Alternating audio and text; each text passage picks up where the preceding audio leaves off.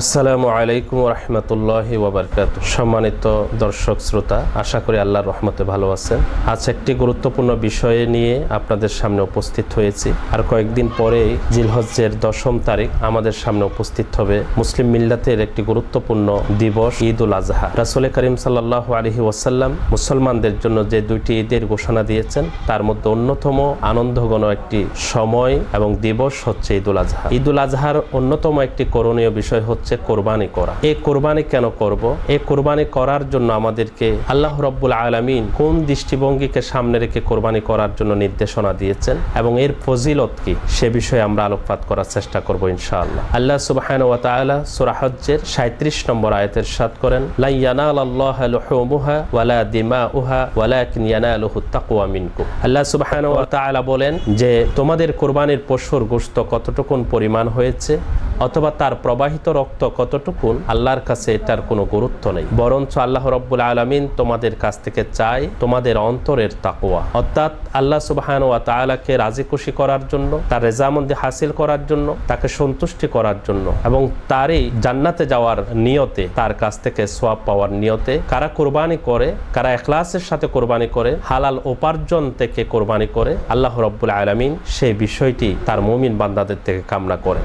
আমাদের দেশে এবং বিভিন্ন সময় আমরা বিভিন্ন মিডিয়ার মাধ্যমে জানতে পারি এই কোরবানি আসলে অনেকে বলে থাকেন যে এতগুলো পশু হত্যা করা হচ্ছে, এতগুলো পশুকে নিহত করা হচ্ছে, কারো কারো মধ্যে এই পশুর প্রেম জাগ্রত হয়। অথচ যারাই এই কথাগুলো বলে, যাদের অন্তরের ভিতরে পশুর প্রতি এত প্রেম জাগ্রত হয়, আমরা তাদেরকে দেখি না যখন ফিলিস্তিনে অসংখ্য মানুষকে হত্যা করা হয়, রক্ত প্রবাহিত করা হয়, অসংখ্য শিশুদেরকে শহীদ করা হয়, মা বোনের ইজ্জত হানি করা হয়, তাদেরকে নিহত করা হয়, পাখির মতো গুলি করে তাদেরকে দুনিয়া থেকে শেষ করে দেয়া হয়, তাদের ক্ষেত্রে কখনো তাদের মায়া ভরা একটা কথা আমরা শুনতে পাই না। তারা কখনো সন্ত্রাসবাদের বিরুদ্ধে কথা বলে না, তারা কখনো বলে না যে মানব হত্যা মহাপাপ, এ কথা তারা তাদের মুখ দিয়ে বলে না। সুতরাং বোঝাই যাচ্ছে যে কোরবান আসে যারা স্লোগান তোলে তারা উদ্দেশ্য প্রণোদিত ভাবেই এটা করে থাকে। অথচ আল্লাহর রাসূল সাল্লাল্লাহু আলাইহি ওয়াসাল্লাম তার উম্মতদেরকে নির্দেশনা দিয়েছেন যে তোমরা যখন কোরবানি করার জন্য বা যে কোনো পশু হালাল উপায়ে সেটা খাওয়ার জন্য যখন জবেহ করবে তখন উত্তম পদ্ধতিতে জবেহ করবে। মুসলিম শরীফের হাদিস, রাসূল করিম সাল্লাল্লাহু আলাইহি ওয়াসাল্লাম বলেন, ওয়া ইদা যাবাহতুম ফাআহসিনুয যাব, যখন তোমরা জবেহ করবে অত্যন্ত উত্তম পদ্ধতিতে, সুন্দর পদ্ধতিতে জবেহ করবে যাতে করে ওই পশু কষ্ট না পায়। ওয়াল ইউহিদ্দা আহাদুকুম শাফারাতুহু, যখন তোমরা কোনো পশুকে জবেহ করার নিয়ত করবে তখন ছুরিকে ধারালো করে নিবে। ফাল ইউরিহ যাবিহাতাহু, জবেহের পশুকে তোমরা প্রশান্তি দিবে যাতে করে সে সহজেই তার জীবনটা শেষ হয়, জীবন চলে যায়, প্রাণ বায়ু উড়ে যায়, আর তোমরা তোমাদের ওই পশুকে হালাল ভাবে তোমরা যেন গ্রহণ করতে পারো। এমনকি রাসূল করিম সাল্লাল্লাহু আলাইহি ওয়াসাল্লাম এই কথাও বলেছেন যে পশুকে তুমি জবেহ করবে, কোরবানি করবে বা জবেহ করবে, ওই পশুকে কোরবানি করার জন্য অথবা জবেহ করার জন্য শুয়ে দেওয়ার পরে ছুরিকে ধারালো করবে না, বরং এর আগেই ধারালো করবে যাতে ওই পশুটি দীর্ঘ সময় কষ্ট না পায়। আমরা একটি হাদিসে দেখতে পাই, মুস্তাদরাক হাকিমের 7563 নম্বর হাদিস, আব্দুল্লাহ ইবনে আব্বাস রাদিয়াল্লাহু তাআলা আনহু হাদিসটি বর্ণনা করেছেন যে এক ব্যক্তি একটি ছাগলকে জবেহ করার জন্য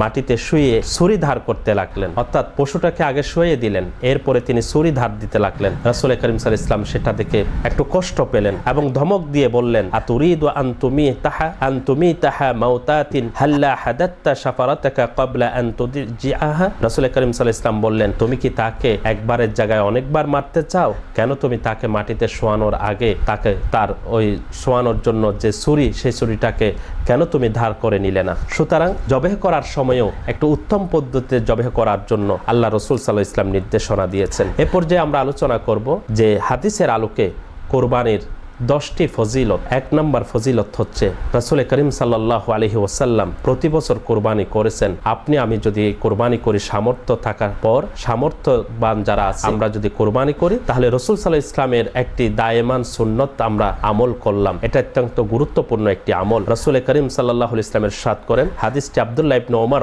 রাদিয়াল্লাহু তাআলা আনহু বর্ণনা করেছেন, তিরমিজি শরীফের 1507 নম্বর হাদিস, আকামা রাসূলুল্লাহ সাল্লাল্লাহু আলাইহি ওয়াসাল্লাম বিল মাদিনাতে 10 সিনিনা ইউদাহি। রাসূল করিম সাল্লাল্লাহু আলাইহি ওয়াসাল্লাম মদিনায় 10 বছর অবস্থান করেছেন এবং প্রতি বছরেই তিনি কোরবানি করেছেন। তাহলে আমরা যারা সামর্থ্যবান আছি, আমরা যদি প্রতি বছর এই কোরবানি করি, তাহলে রাসূল করিম সাল্লাল্লাহু আলাইহি ওয়াসাল্লামের একটি সুন্নতকে আমরা আমল করলাম। রাসূল সাল্লাল্লাহু আলাইহি ওয়াসাল্লামের মতো করে আমল করা এটা নিঃসন্দেহে একটি ফজিলতের কাজ। সম্মানিত দর্শক শ্রোতা, এরপরে এটা আল্লাহর কাছে একটি অন্যতম গুরুত্বপূর্ণ আমল, প্রিয় আমল। আল্লাহ রাব্বুল আলামিনের কাছে অনেকগুলো প্রিয় আমল রয়েছে, তার মধ্যে অন্যতম আমল হচ্ছে কোরবানি করা। তিরমিজি শরীফের 1493 নম্বর হাদিস, রাসূল করিম সাল্লাল্লাহু আলাইহি ওয়াসাল্লাম ইরশাদ করেন, মা আমিলা আদামিয়ুন মিন আমালিন ইয়াওমান নাহরি আহাব্বা ইলাল্লাহি মিন ইহরাকিদ দাম। কোরবানির দিন মানুষ যে কাজগুলো করে থাকে তার মধ্যে আল্লাহর কাছে সবচেয়ে পছন্দনীয় আমল হচ্ছে, ভালোবাসার আমল হচ্ছে রক্ত প্রবাহিত করা তথা কোরবানি করা। এরপরে রাসূল করিম সাল্লাল্লাহু আলাইহি ওয়াসাল্লাম তিরমিজি শরীফের 1493 নম্বর হাদিসের অংশ বিশেষের মধ্যে ইরশাদ করেন যে কোরবানির রক্ত মাটিতে পড়ার পূর্বেই আল্লাহর নিকট এই রক্ত বিশেষ মর্যাদায় ভূষিত হয়। রাসূল করিম সাল্লাল্লাহু আলাইহি ওয়াসাল্লাম ইরশাদ করেন, ইন্নাহা লাতাতি ইয়াউমাল কিয়ামাতি বিকুরুনিহা ওয়া আশআরিহা ওয়া আযলাফিহা ওয়া ইন্নাদ দামা লা ইয়াকাউ মিনাল্লাহি বিমাকানিন ক্বাবলা আন ইয়াকা মিনাল আরদি ফাতিবু বিহা নাফসা। কিয়ামতের দিন এই কোরবানির পশুগুলো শিং নিয়ে, পশম নিয়ে এবং খুর সহ হাজির হবে। অর্থাৎ আপনি যে ধরনের পশু কোরবানি করেছেন, কিয়ামতের দিন পরিপূর্ণ পশুটাই উপস্থিত করা হবে। তার ওই কোরবানির পশুর রক্ত জমিনে পড়ার আগেই আল্লাহ তাআলার নিকট এই রক্ত বিশেষ মর্যাদায় পৌঁছে যায়। এজন্য রাসূল করিম সাল্লাল্লাহু আলাইহি ওয়াসাল্লাম বললেন, তোমরা আনন্দ চিত্তে কোরবানি করো। সম্মানিত উপস্থিতি, এটা ইব্রাহিম আলাইহিস সালাম যিনি আমাদের জাতির পিতা, তার রেখে যাওয়া সুন্নাত। আমরা যদি এই আমলটি করতে পারি তাহলে জাতির পিতা, মুসলিম উম্মার পিতা হযরত ইব্রাহিম আলাইহিস সালাতু ওয়াস সালামের একটি সুন্নাতকে আমরা আমল করলাম। নিঃসন্দেহে বাবার রেখে যাওয়া কোনো আমল যদি কেউ করে থাকে এটা একটি গৌরবের বিষয়, এটা একটা প্রশংসার বিষয়। ঠিক তেমনি আমাদের জাতির পিতা ইব্রাহিম আলাইহিস সালামের এই আমলটি যদি আমরা করি, নিঃসন্দেহে এটা আমাদের জন্য প্রশংসার, আমাদের জন্য গৌরবের এবং আমাদের জন্য ফজিলতের একটি বিষয়। ইবনে মাজার 3127 নম্বর হাদিস, যায়েদ ইবনে আরকাম রাদিয়াল্লাহু তাআলা আনহু হাদিসটি বর্ণনা করেছেন। ক্বালা আসহাবু রাসূলিল্লাহি সাল্লাল্লাহু আলাইহি ওয়াসাল্লাম, ইয়া রাসূলুল্লাহ মা হাদিহিল আদাহিয়্যু। রাসূল সাল্লাল্লাহু আলাইহি ওয়াসাল্লামকে সাহাবারা জিজ্ঞেস করলেন, ইয়া রাসূলুল্লাহ, কুরবানি কি? কুরবানিটা কেন করব? রাসূল করিম সাল্লাল্লাহু আলাইহি ওয়াসাল্লাম বললেন, সুন্নাতু আবিকুম ইব্রাহিম, এটা হচ্ছে তোমাদের বাবা ইব্রাহিম আলাইহিস সালামের রেখে যাওয়া সুন্নাত। সুতরাং নিঃসন্দেহে এটা একটি ফজিলতপূর্ণ আমল। আমরা যারা সামর্থ্যবান আছি, ইখলাসের সাথে তাকওয়ার ভিতরে অন্তরে জাগরুক রেখে আমরা আল্লাহর উদ্দেশ্যে এই কোরবানি করে থাকবো ইনশাআল্লাহ। সম্মানিত উপস্থিতি, এই কোরবানির যে পশুটা রয়েছে, এই পশুটার যতটা পশম রয়েছে ততটা নেক আল্লাহ রাব্বুল আলামিন আপনার আমল নামায় দিয়ে দিবেন। যায়েদ ইবনে আরকাম রাদিয়াল্লাহু তাআলা আনহুর আরেকটি হাদিস এভাবে রয়েছে, যে হাদিসটি ইবনে মাজার 3127 নম্বর হাদিসের মধ্যে এসেছে, ক্বালু ফামা লানা ফিহা ইয়া রাসূলুল্লাহ ক্বালা বিকুল্লি শা'রাতিন হাসানা। রাসূল সাল্লাল্লাহু আলাইহি ওয়াসাল্লামকে সাহাবীরা জিজ্ঞাসা করলেন, ইয়া রাসূলুল্লাহ, এই যে কোরবানি করব, এতে কি আমাদের জন্য কোনো সওয়াব রয়েছে? আমাদের বাবা, আমাদের জাতির পিতা ইব্রাহিম আলাইহিস সালাম আমল করেছেন, আমরা করলাম, ঠিক আছে, কিন্তু এর মধ্যে কি আল্লাহ কোনো সওয়াব দিবেন? রাসূল করিম সাল্লাল্লাহু আলাইহি ওয়াসাল্লাম বললেন, বিকুল্লি শা'রাতিন হাসানা, প্রত্যেকটি পশমেই সওয়াব রয়েছে। ক্বালু, রাসূল সাল্লাল্লাহু আলাইহি ওয়াসাল্লামের সাহাবারা আবার জিজ্ঞাসা করলেন, ফাসুফ ইয়া রাসূলুল্লাহ,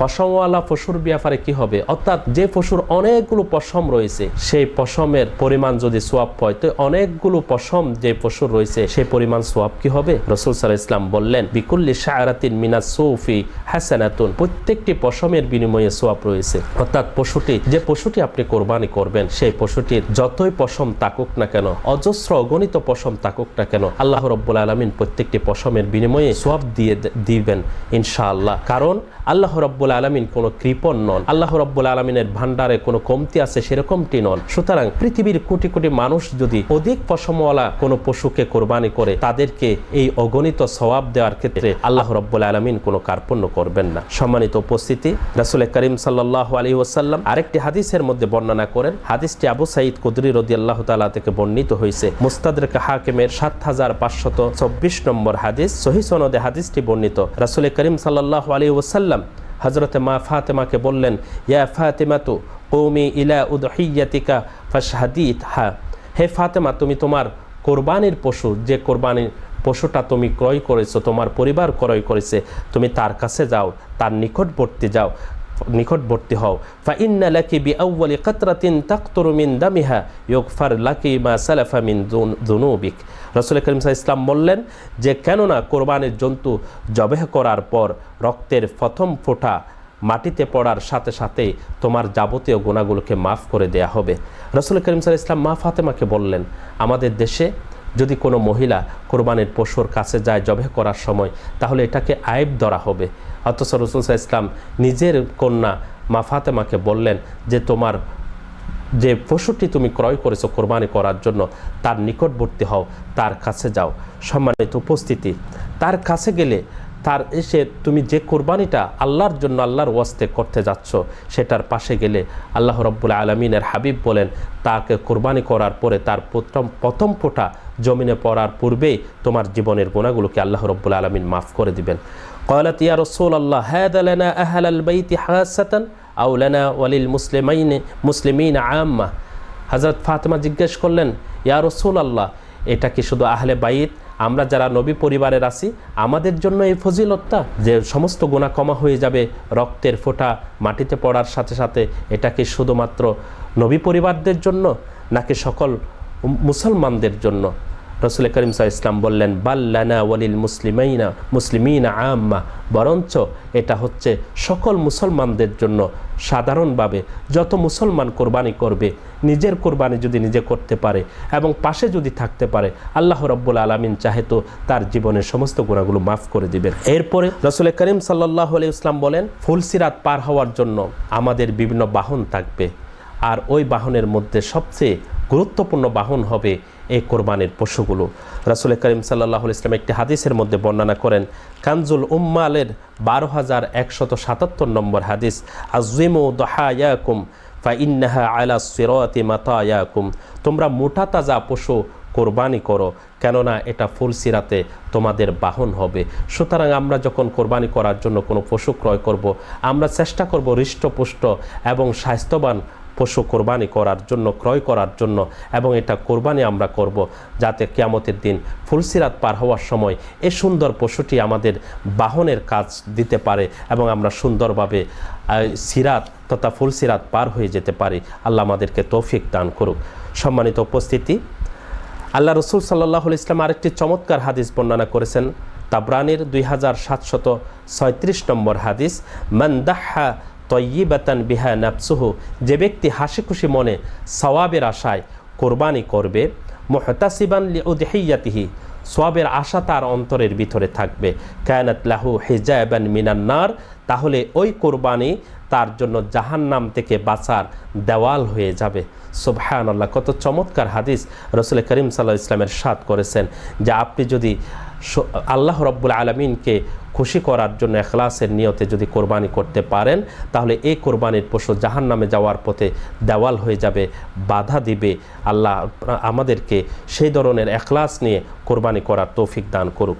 এরপর রাসূল করিম সাল্লাল্লাহু আলাইহি ওয়াসাল্লাম মুসান্নাফে আব্দুর রাজ্জাকের ৮১৬৭ নম্বর একটি হাদিস, এই হাদিসের মধ্যে রাসূল করিম সাল্লাল্লাহু আলাইহি ওয়াসাল্লাম ইরশাদ করেছেন, হাদিসটির বর্ণনাকারী হযরত আয়েশা সিদ্দিকা রাদিয়াল্লাহু তাআলা আনহা, তিনি বলেন রাসূল সাল্লাল্লাহু আলাইহি ওয়াসাল্লাম ইরশাদ করেছেন, দাহু, তোমরা কোরবানি করো, ওয়া তায়্যিবু বিহা আনফুসাকুম, এবং এক্ষেত্রে তোমাদের হৃদয়কে প্রশস্ত করো, ফাইন্নাহু লাইসা মিন মুসলিমিন ইউওয়াজ্জিহু দাহিয়াতাহু ইলাল কিবলাহ ইল্লা কানা দামুহা ওয়া ফারাসুহা ওয়া সাউফুহা।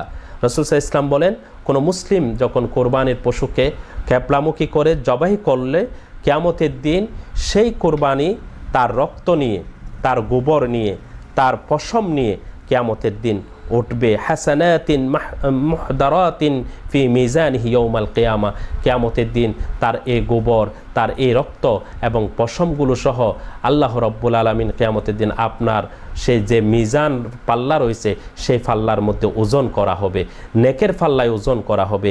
তাহলে আপনি 10টি বছর যদি সুযোগ পান, 20টি বছর যদি কোরবানি করার সুযোগ পান, তাহলে 20 বছরের কোরবানির পশুগুলো নেকের পাল্লায় ওজন করা হবে কিয়ামতের ময়দানে। শুধু ওই পশুটা না, সেই পশুটা আপনার বাড়িতে 3-4 দিন 5 দিন অবস্থান করেছে, সে পায়খানা করেছে, তার শরীরের মধ্যে যে পশম রয়েছে জবাই করার পরে যে রক্তগুলো প্রবাহিত হয়েছে, সমস্ত এই পশুগুলো 20-30 বছরে আপনার কোরবানির পশুগুলোকে ওজন করা হবে রক্ত মাংস সহ এবং তার পশম সহ তার গোবর সহ। এর বিনিময়ে আল্লাহ রাব্বুল আলামিন আপনার নাজাতের ব্যবস্থা করে দিবেন। সুতরাং আমাদেরকে সবসময় মনে রাখতে হবে আমাদের কোরবানি আল্লাহর দরবারে কবুল হওয়ার জন্য কয়েকটি শর্ত রয়েছে। তার মধ্যে অন্যতম শর্ত হচ্ছে আমাদের এখলাস থাকতে হবে, নিয়ত পরিশুদ্ধ হতে হবে। নিয়ত এমন যেন না হয় যে আমি বিশাল একটি পশু ক্রয় করলাম, এই পশুটা প্রতিযোগিতামূলক, আমার প্রতিবেশী বা আমার আত্মীয় স্বজন বা অন্য একজন ব্যক্তি সে কতটুকুন বড় পশু ক্রয় করলো, তার দেখা দেখি আমি আরেকটু বড় পশু ক্রয় করলাম, সে কিনেছে 1 লক্ষ টাকা দিয়ে, আমি কিনলাম 1,20,000 টাকা দিয়ে, এরপরে ফেসবুকে একটু আপলোড দিলাম, মানুষকে একটু বলা বলি করলাম। এরকম যদি হয় তাহলে কোরবানির উদ্দেশ্য নষ্ট হয়ে যাবে। তাকওয়া অন্তরে নিয়ে কোরবানি করতে হবে। আল্লাহ রাব্বুল আলামিন তো আপনার কাছে বিশাল পশু চান নাই, বিশাল গোস্তর স্তূপ হোক এটা তো চান না। তিনি চান আপনার অন্তরে, আমার অন্তরে আল্লাহর ভয়টুকুন আছে কিনা।